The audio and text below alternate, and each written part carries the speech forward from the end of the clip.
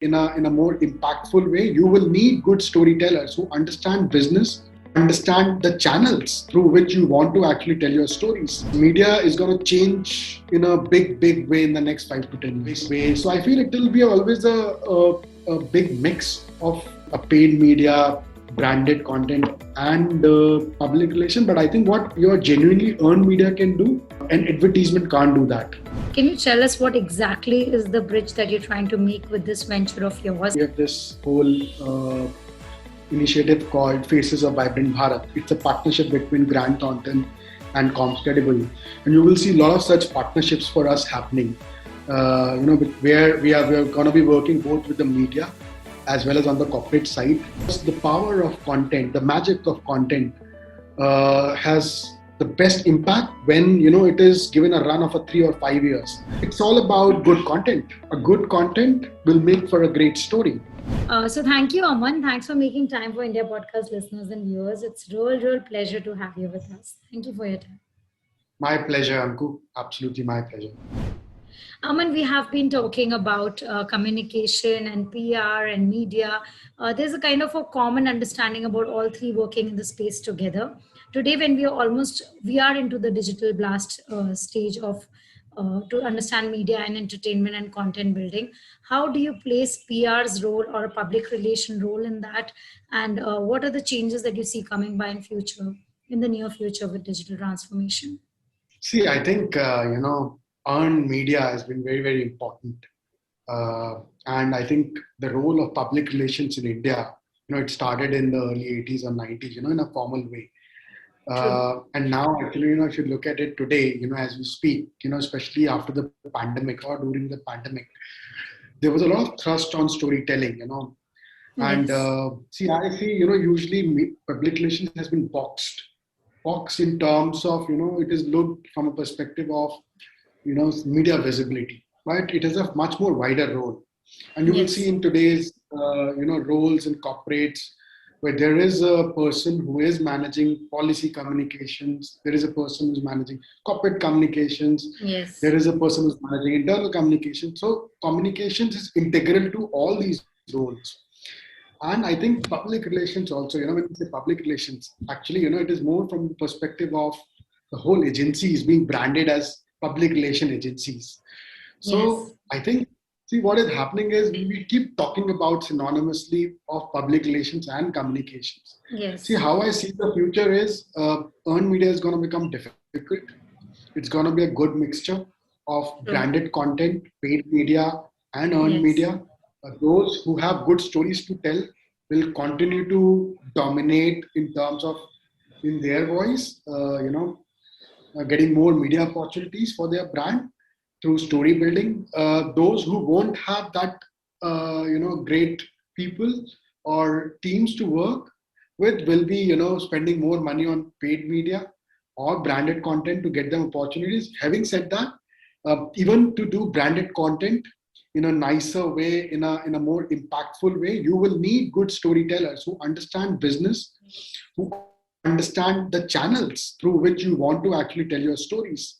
So I feel, it's going to become very integrated.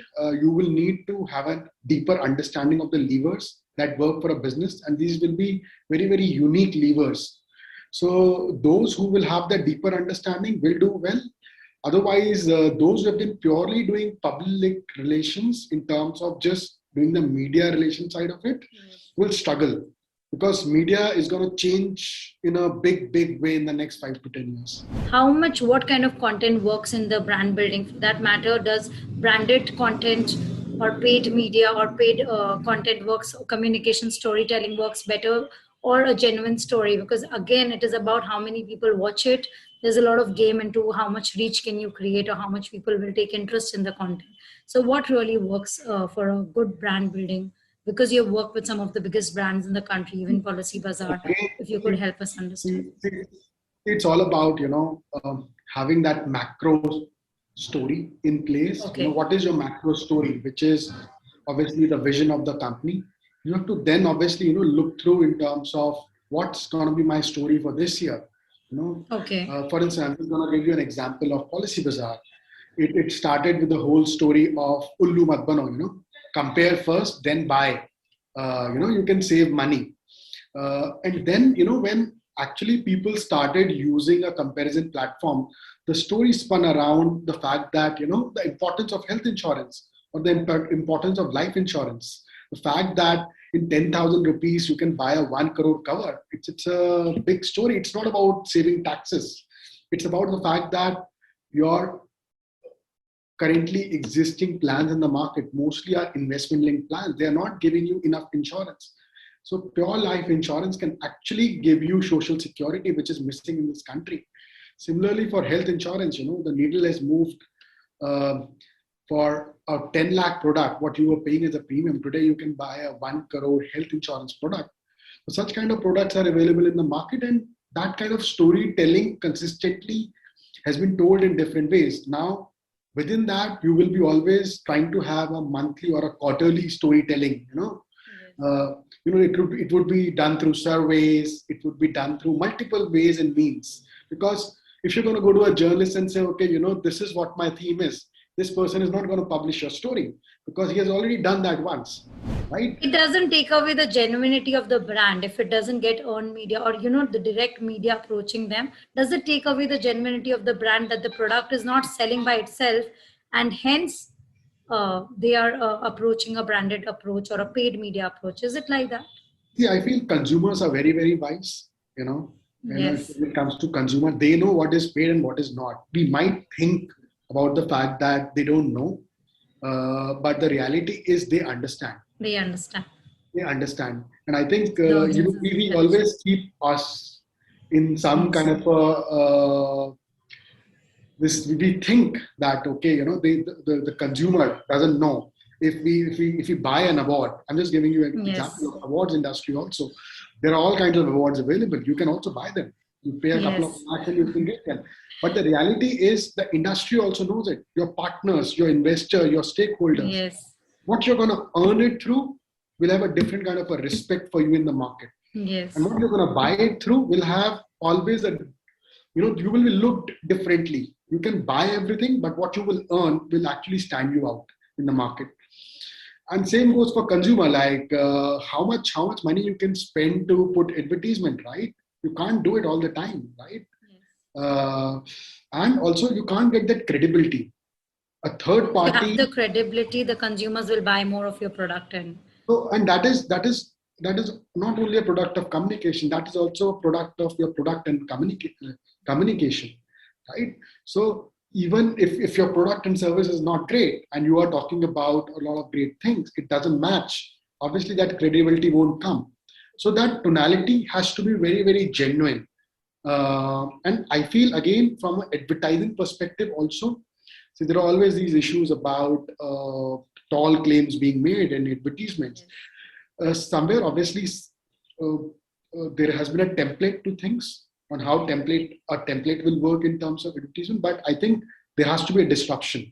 You don't need to make tall claims to ensure that a lot of people are coming and buying through you, right? You don't have to think that way. And I think those things will happen over the next couple of years. I feel advertising industry is also going through a change. Traditional ways of advertising are under pressure. Digital is coming in a big way. So I feel it will be always a big mix of, a paid media, branded content, and public relation. But I think what your genuinely earned media can do, and advertisement can't do that. Also, I think and also it's just going through a study somewhere. I think right now, in terms of, say, between branded, owned, and earned media, also a lot of work to the agencies come through owned media, which is building the own media channels of the brands. Okay, that's a new thing.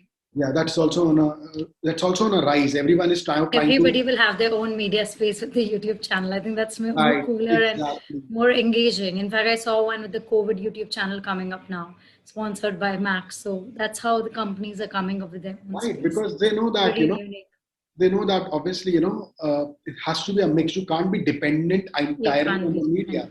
Also, to tell your story, there are some things media will always put a censor to it. They will find True. it promotional, which you can do it on your own channel. Coming to CommsCredible, can you tell us what exactly is the bridge that you're trying to make with this venture of yours, and how is it making the communication platform more integrated? How do we look at it? See, for us, I think majorly what I'm trying to do is what I have seen, being as a journalist, the public relations agency people were always looked as, people who were spin masters. There is always this term which is always around in the media. This is a PR story, or when you go to the corporate also, they're always putting whatever goes right, that's their credit, and a lot of what Lot goes of wrong bad. is the PR. The PR has been, Right. and And we I see want this to, word commonly now used, the yeah, PR manager or the PR agency. yeah, and I want to build that trust in the whole ecosystem. It's not Uh, that I think the agencies are bad. They are doing their own work. I feel it's all about building trust. It's all about building good content, and that is where we want to bring a difference by building, showing that actually it is all about content. And also, I feel there is a fallacy in the whole ecosystem that relationships make a brand go thrive. It is the yes. relationships that make go stories come out in the media also, but that is not true. It is all about good content. If you don't have good content, relationships won't work. A How would you build relationship, that trust? How would you bridge that gap between the I corporate think and it's all about good content. You know, a content, a good content will make for a great story. is the PR company not limited to the content that they are liberated to use from the company itself? Like you're not allowed to twist and spin the story in your manner most of the time. Is there a limitation to the PR companies or the communication company hired by? What I have seen is there's not enough focus from also on the, again, I don't want to generalize, but what I have seen is the account people don't really focus on building uh, good enough content that can go Okay. into the media. Majorly, the focus is one on what media wants. So there is a media story, they can be part of it, right? It's very easy. Number two, they would expect the comms person to give them, to give them content so that they can, feed it into the media ecosystem and say, okay, this is our press release, this is what we are doing. But there's not enough work done in curating that story, working with the comms person in curating a story. What they think can be actually a good story that can be built. But also, I feel there is not enough access given also to the agency people, and I think they also don't look for that access at times. So it is both ways. With the Again, way, yes. it is both ways. It is both ways, and Would I you think want to build that trust with the company also, that they start giving more access and they find Copcoms and communication company or PR agency not just the mouthpiece of what they want to say, but ideating agency or center where they can also help in ideating it out? oh yes, and I think there are a few agencies who are working on it, but again, there are very few, and there is where I feel there Okay. is a lot of opportunities for us to come through. So, but at the same time, again, I think for me, I get really sad because I've been on both sides. Now this is Yes. what I have on the public relations and communication side as an agency. I feel very sad when there is finger pointing. That too on a public platform. Both are hitting at each other. That okay, there is not enough research being done before a story is being pitched. That's the common grouse, and there is naming shaming going on. And also, I feel on the media side also, I feel journalists at a certain time don't do their homework well. But I think 90% of time. at the same There is time, no time. I've seen them. I've myself been on that side and seen us go to the spot by Googling up the issue. We often do that. I think the PR agencies are much more versed, more aware, and we rely on the communication guy to tell us or feed us the story depth.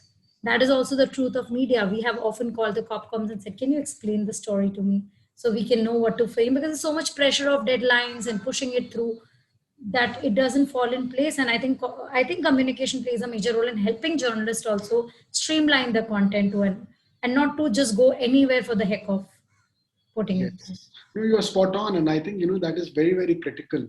That is very True. critical. And again, I think it won't see. I think we need to talk about solutions. What can be done? And I feel both the parties at times go really, really aggressive on the social media, hitting bricks at each other, but that won't help. Let's, work on a solution.